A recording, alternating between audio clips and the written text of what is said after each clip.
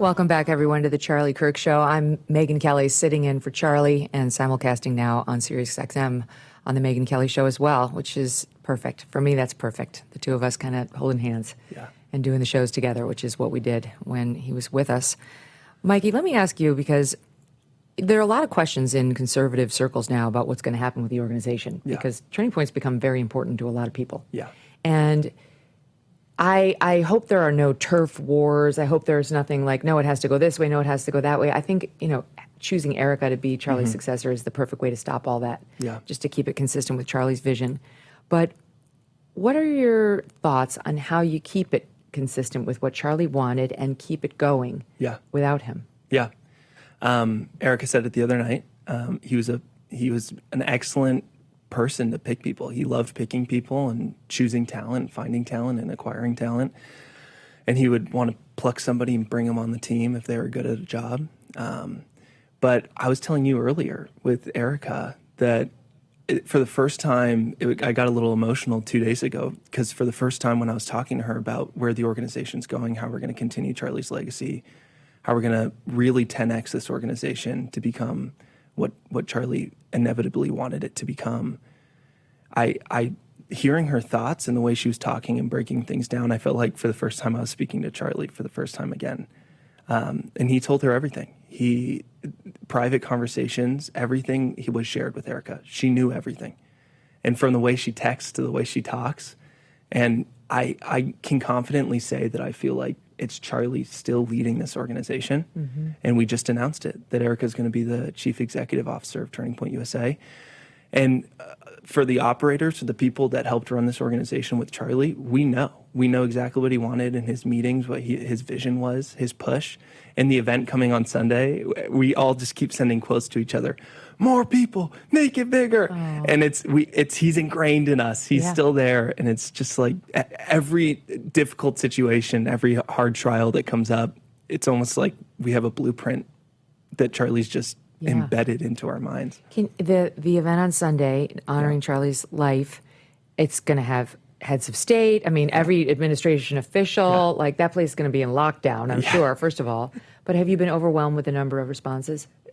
It's touching, the amount of responses, not just with the event, but also outside of the event. The amount of people messaging me, everybody on this team, the organization, saying for the first time in 7 years, 10 years, ever, this is their first time going back to church. And that they sat in that empty seat that Charlie left in the sanctuary. And they turned to their neighbor and they said, Charlie brought me here. And the other messages said, for every Sunday after this, I'll go back for God. But for this Sunday, I'm going for Charlie Kirk. Oh, I love that. And the overpouring of responses outside of this event is beautiful. But the event specifically, you're right. There's heads of state coming. The entire White House essentially is coming. Yeah. It's beautiful. And I believe when Air Force One lands, there's going to be a lot of people that you guys will see at this event. It's going to be very beautiful. Have you guys been, I mean, you knew Charlie so well. You knew him on a daily, you're getting his clothes, right? And his food. Have you been surprised at like the worldwide tributes to him, the massive impact that his loss has had? Yeah, for sure. You when you're with Charlie every day, he's not Charlie Kirk. He's just Charlie. And then, something like this happens, and his reach was so big. It was bigger than anything I think we ever even realized. Me personally, especially, and he was just so. You think you're working for a company, not necessarily a cause, and then you realize it's something far more profound. It's way bigger than any of us, and it's bigger than Charlie. It's it's really cool. Can I ask you guys, like, how did you get the news last week? Were you here? Yeah, me and Danny were both there.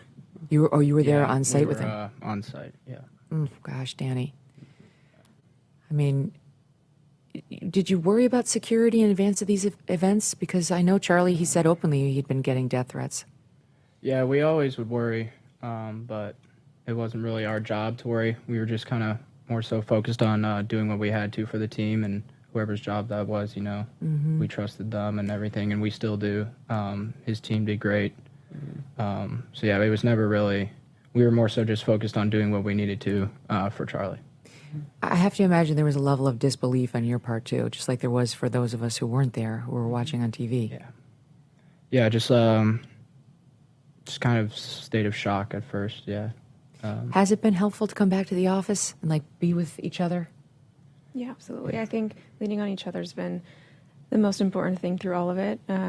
It's sort of an unspeakable feeling that I think we're all experiencing, but to be able to go through it together has been very, very helpful. Do you like? I personally have been surprised at how many people feel this personally. I mean, people openly weeping who never met Charlie and actually who weren't even necessarily fans. They're not detractors, but not fans either. And it's, I think, because of the content that's being pushed out, that they're getting to know him. Of course, the violence with which he was taken, but also just the content. Do you have somebody going through hours and hours of Charlie tape and like refreshing it for us? Like, how are we getting all this new content? What feels like new? Yeah. I mean, Charlie would bank hours of content. He did 4 hours a day. And then on top of that, he was doing 5 speeches a week. He was? We were traveling, like we were supposed to be in Colorado State today. We were supposed to be in Nashville tomorrow. He would just bank these speeches and content. We didn't even post all of them. We have so many speeches that haven't even been posted yet. Who is he speaking to? Groups. On Friday, he was supposed to be speaking at a church event. Today, he was supposed to be speaking to students at Colorado State. And wow. When we were in Asia, he was speaking to a random group of Japanese people and at the America Fest equivalent in Korea.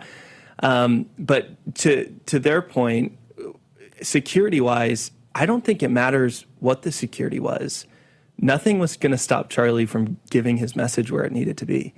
And he died too soon, but he was always ready to die. Everything he did, he poured into it 100%. He was always dedicated to his work, dedicated to his message. He knew that the truth was the truth. He would always say, North is North no matter what. There's objective truths that need to be shared to the world, and he was ready to share those. When I found out that he'd been wearing a bulletproof vest, I thought to myself, oh my God, like I didn't even know that it had gotten that bad. Yeah. Like in terms of the death threats, because we all sadly do get death threats in this in the public eye. Yeah. Had it escalated prior to last week? We've always gotten threats before. Nobody's ever really acted on them like in this way, but we have received stuff in the past. It's so sick, right? It's like that this should be the cost for saying what you believe. Truth. Now everybody wants to know what Charlie would think about everything. I'm talking to a lot of people. They say, well, what would Charlie think about this? What would Charlie think about that? And I try desperately not to answer those questions because it's just not up to me to say that kind of thing. I feel like Erica can say that and nobody else can say that. Exactly. But I do wonder, I feel like Charlie might be happy about the Jimmy Kimmel situation. He put out a tweet. I posted on my story today. Jimmy Kimmel isn't funny. It was a tweet that he posted way back when. He was right. Wrecked. He hasn't been funny for a long time. As President Trump would say. Yeah. Rosie's a loser. She's been a loser for a long time. As if it's like it's quantifiable. Exactly when she became a loser. Yeah. And same with Jimmy Kimmel. He was once funny and he's not anymore. Not anymore. And like President Trump with the Antifa declaration today. I thought that was amazing. Like that was a group that Charlie called a lot of attention to. Yeah. And obviously may have had some connection to what happened last week. But what do you make of the Kimmel termination? I love it. It's just indefinite suspension. Sweet justice. Yes. And I think we were all waiting for it. It's a shame. I mean, Charlie's seeing it and he's loving it. But to only see his reaction to it would have been priceless for all of us who work so closely with him. But yeah, we love it. Nobody thinks Jimmy Kimmel's funny anymore. No. So... And the nerve of that guy to suggest that this guy was MAGA. I know. Like, disgusting. There was no way he was getting away with that. And we're going to talk more about that when Walter Kern joins me next. He's got lots of thoughts. You guys, I think I speak for everyone when I say we are all sending you all of our love, all of our support.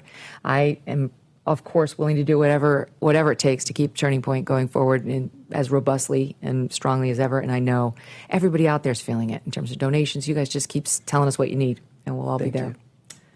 Much love to you. Thank you. Okay, don't go away because there is a lot to talk about in the actual news. And we will talk about Jimmy Kimmel and President Obama's whining. Stay tuned.